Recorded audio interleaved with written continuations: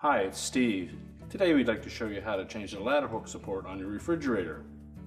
On this particular style of refrigerator, they use a ladder hook to support the lower crisper shelf, and if it breaks, the shelf will drop out of place and your drawers won't open. It's a really easy job to change, so let me show you how we do it. Now to do this repair, we'll need to remove all of the items that are on that crisper shelf, as well as the items that are in the drawers. So we'll start by pulling the drawers out and setting them aside.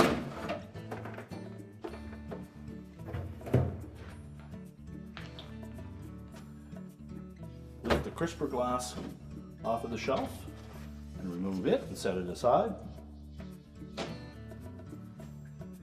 Then lift up on the front of the shelf, pull it forward, and set it aside.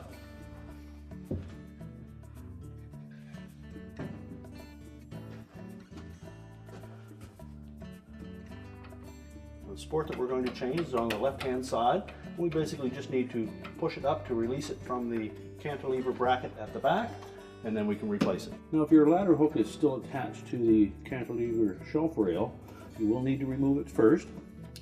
It has a little catch at the very top that we'll need to pry open. Just take a small flat blade screwdriver, pry outward and push up, and then we can remove it. You'll note that the new one has a little hook that will latch into that square opening. Just fit it into place. Pull straight down until it locks in at the top. Now we can put the crisper shelf back in. Now with the shelf support back in place, we'll place the crisper shelf into that on both sides. And make sure it's sitting on two supports in the front. Place our glass.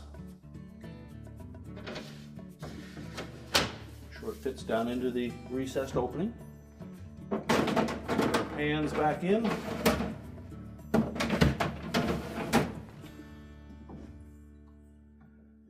And our repair is complete.